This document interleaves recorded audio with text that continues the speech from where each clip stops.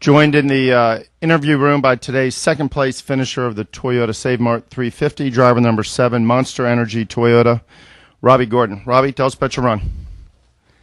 First, thanks. Are we on? 1, 2, 3. Yep. There we go. First, thanks. It was obviously a good run for us. We came here to win the race, but second place is pretty darn close to winning it. So I think this will definitely. My team needs a little bit of morale here and there, and this will boost the morale back at the workshop. And I would say that we will come to Watkins Glen guns blazing. You know, we'll get a lot of confidence going into the Glen, and we'll spend a bunch of time getting more rear grip. You know, I think.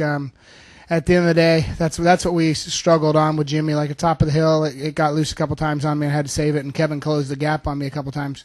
And we have to go to a little more work on our rear tires and rear grip. All right, we'll roll right into questions from the media. Again, as a courtesy, please state your name and affiliation. We'll start here with Jeff. So hold on for that mic so we can get chips first. Jeff Owens, Scene Daily. Robby, just take us through how you got to the front. Obviously, you were pretty fast, but talk about your pit strategy and how you wound up there. Well, I think, you know, how you say it, before a couple of those guys came in there, I think it was Montoya and Ambrose came in early and got tires. We were 9th at that point. And, you know, a couple guys stayed out. And when they stayed out, it's like, all right, we got to do something a little bit different than what they did. And it was gonna be edgy to make it from where we did on lap 66 on fuel. But we did get enough cautions, and we were able to save enough fuel. This guy right here raced me really clean. Thank you, Kevin. We did 3 stops, and like I said, you know, Kevin and the guys had, you know, they had about 10 laps better tires than I did.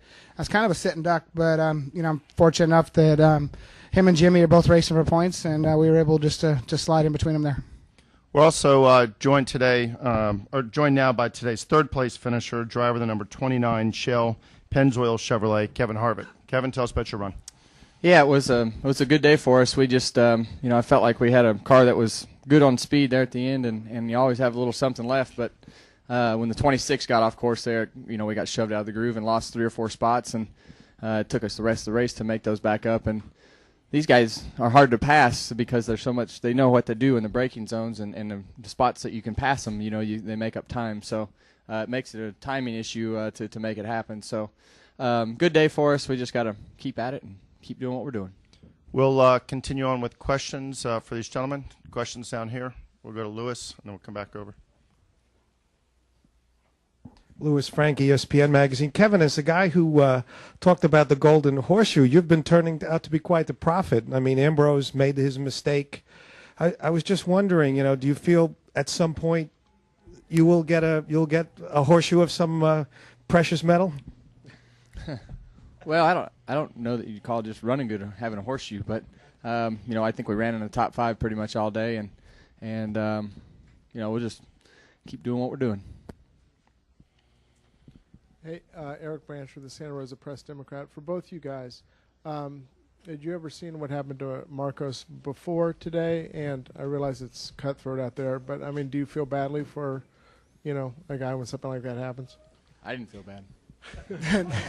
I'm sitting there, I was hoping he was going to stay there. You know, Kevin was I think you were the victor of this whole thing once before when it happened to me at Montreal when me and Marcus got into it, and I think you ended up winning the race, didn't you? About 3 years ago. So, you know, it has happened before. Like I said earlier, you know, I don't know what happened to him. I'm sure he was trying to save fuel and it just wouldn't refire. But it does have a rule that says you must maintain speed. And that's the same thing that happened to me at Montreal a couple years ago. So, you know, am I happy about it? It is what it is. You know, it's about racing. What I am happy about is NASCAR did stay consistent. Go back to Jeff. Jeff Owens, Scene Daily. Robby, when that happened, you were in second place behind Jimmy. Did you think you had any shot at all to catch Jimmy, or were you just hoping to hang on to second at that point?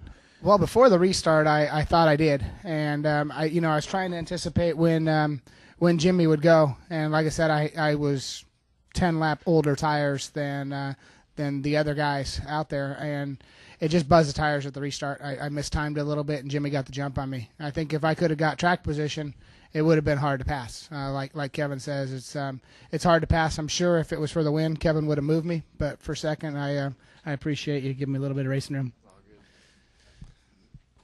Anything upstairs? Yes.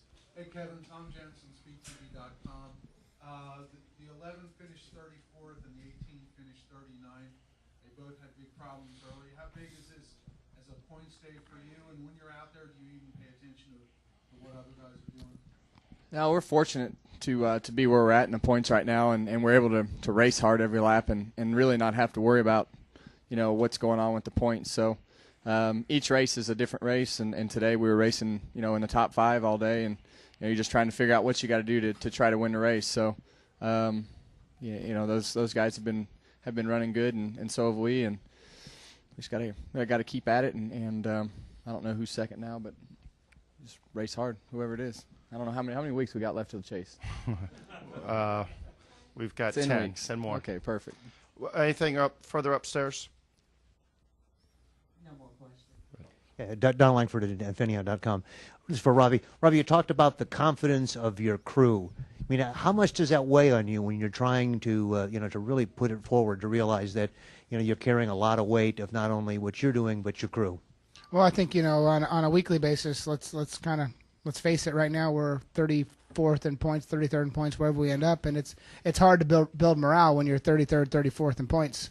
Obviously, this will build us some momentum. I think this momentum we can probably, I'm not going to say push our guys because the guys have to get on board, but I believe that they'll have confidence going to Watkins Glen that we can actually win that race. So we can build some momentum throughout the summer and hopefully have some good runs. We had a very good test at Indy about a month and a half ago, and I'm excited about going there. We got some other racetracks that we run good at. So, not only Watkins Glen, but it'll help us build momentum just in general. Put a little bit of that swagger back in?